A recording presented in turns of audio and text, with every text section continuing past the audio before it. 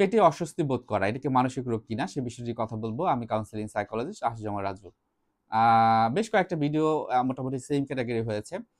মূল লক্ষ্য হলো যে এটাই যে আপনাদের আরো বেশি সাইকো এডুকেটেড করা, আপনারা এই বিষয়গুলো জানেন। অথবা আপনার জন্য অথবা আশেপাশের মানুষ অথবা পরিবারের কেউ এই ধরনের সমস্যায় ভুগছে, তাদেরকে যেন ওই জায়গাটাতে হেল্প করতে পারেন। সো আমি বরাবরের মতোই আছি আমি কাউন্সিলিং সাইকোলজিস্ট আশুজামা রাজু। অনেক ক্ষেত্রে আপনারা জানেন যে অ্যাংজাইটি বা উদ্বিগ্নতা যেটা মানসিক চাপ তৈরি করে, অনেক দিন ধরে কিন্তু আমাদের ভিতরে থাকতে পারে। এবং এই যখন থাকে তখন হয়তোবা আমার কি করণীয় সেটা আমরা বুঝতে পারি না। কিন্তু আমার ভিতরে যেটি থাকে সেটা হলো অহেতুক ভয় বা বিভিন্ন বিষয় নিয়ে ভয়। এবং এই ব ব আ ভয়গুলো কোথায় থাকে? ভবিষ্যৎকে নিয়ে। দেখা যায় যে এর ভিতরে হরমোনাল কিন্তু বেশ কিছু বিষয় আছে। অ্যাড্রিনালিন হরমোন রয়েছে যেটা পেটের অঙ্গ-প্রত্যঙ্গের ক্ষেত্রে দেখা যায় বিভিন্ন প্রভাব ফেলে।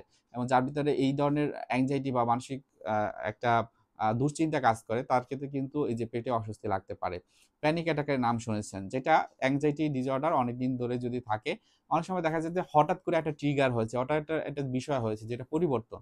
সেই পরিবর্তনটা মেনে নিতে পারছে না। হয়তোবা মানসিক পরিবর্তন অথবা শারীরিক পরিবর্তন অথবা কোনো সিচুয়েশনের বা রিলেশনশিপের পরিবর্তন। যখনই শুনল, তখনই তার ভিতরে একটা অস্বস্তি বোধ কাজ করল। বা এই সময়টা যে যখন যায়, তখন কিন্তু তার ভিতরে বিভিন্ন রকম অস্বস্তি থাকে। এই অস্বস্তি থেকেই হয়তোবা তার পেটে পীড়া হয়। তখন কি করতে হয়? এই ধরনের সমস্যার ক্ষেত্রে তার দেখা যায় যে অবশ্যই একজন প্রফেশনাল কাছে যেতে হয়। আরেকটা বিষয় স্ট্রেস, মানসিক চাপ। আপনার আমার সবার ভিতরে স্ট্রেস আছে। স্ট্রেস কোনো মানসিক রোগ না। এজন্য স্ট্রেসকে ট্রিটমেন্ট বলা হয় না, স্ট্রেসকে বলা হয় ম্যানেজমেন্ট। এটাকে ম্যানেজ করতে হবে। এটাকে কিভাবে কমানো যায়? এটা আমাদের সার্বিক লাইফে সবসময় থাকবে। যখন স্ট্রেসটা পরিমাণটা অনেক বেড়ে যায়, অনেকদিন ধরে থাকে তখন কিন্তু অস্বস্তিতে হয়। এবং সেক্ষেত্রে যদি এটার প্রপার ওয়েতে ট্রিটমেন্ট না নেওয়া হয় তখন কিন্তু আইবিএস হয়। সো অবশ্যই এটা খেয়াল রাখবেন। ডিপ্রেশনের কথা বলতে হচ্ছে কারণ ডিপ্রেশনটা হচ্ছে যে এই যে আমাদের আত্মহত্যার প্রবণতা বেড়ে যায়, এর অন্যতম প্রধান কারণ কিন্তু এই যে ডিপ্রেশনটা। দেখা যায় যশোর এলাকাতে কিন্তু ডিপ্রেশনের পরিমাণ বেশি। অথবা যেই জায়গাগুলোতে ঠান্ডা আবহাওয়া থাকে সেখানে ডিপ্রেশনটা বেশি থাকে।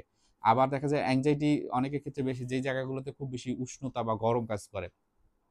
ডিপ্রেশনের ক্ষেত্রে দেখা যায় যে সে অনেক বেশি অতীতের কথা চিন্তা করে, অতিরিক্ত খেয়ে ফেলে অথবা সে অনেক ঘুমায় না। তখন কিন্তু তার ভিতরে একটা অস্থিরতা কাজ করে এবং সেই অস্থিরতার একটা সময় তার পেটে পীড়া দেয়, পেটে অস্বস্তি লাগে। এগুলো কিন্তু হয়। পিটিএসডির কথা তো শুনেছেন, পোস্ট ট্রমাটিক স্ট্রেস ডিসঅর্ডার। সেক্ষেত্রে তার ভিতরে কোনো একটা ট্রমা ছিল বা গ্রিফ ছিল। খুব কাছের কেউ মারা গিয়েছে বা একটা রিলেশনশিপ ছিল, সেটা ভালো যায়নি। এই চিন্তাটা বারবার হচ্ছে, এখনো হচ্ছে এবং এই চিন্তা থেকেই তার ভিতরে খারাপ লাগা বোধটা কাজ করছে।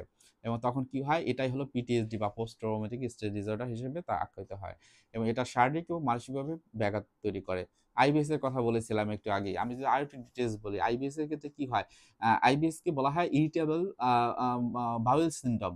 এবং সেক্ষেত্রে কি হয়? যে এই ব্যক্তি মানসিক অস্থিরতা এবং উদ্বিগ্নতার কারণে তার সাথে অন্যান্যদের সাথে সম্পর্ক সেটাও যেমন আ আ খারাপ হতে থাকে আস্তে, আস্তে। কারণ তার শারীরিকভাবে সে ভালো ফিল করে না। একটা অস্বস্তি ফিল করে।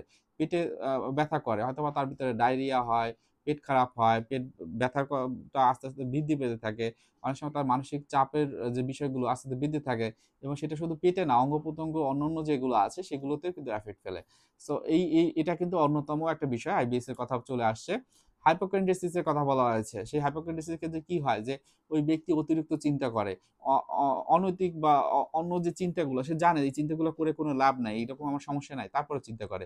বেশিরভাগ ক্ষেত্রে এই ব্যক্তি চিন্তা করে তার শরীরকে নিয়ে। সে মাথা ব্যথা মানে তার মাথায় হয়তোবা বড় টিউমার হইছে অথবা অন্য কোনো বিষয় হয়েছে। অনেকে মনে করে তার ক্যান্সার হয়েছে, শারীরিকভাবে সে দুর্বল। অনেকে মনে করে কিডনি দুটো নষ্ট হয়ে গেছে, হার্ট এখন কাজ করে না, লাংস নষ্ট হয়ে গেছে। এই ধরনের চিন্তাভাবনা তাদের ভিতরে থাকে এবং এটি অনেক বেশি অ্যাংজাইটি বা মানসিক চাপ তাদের তৈরি করে, যার কারণে এটা একটা সময় দেখা যায় তাদের ভিতরে পেটে পীড়া হয়, অস্থির লাগে।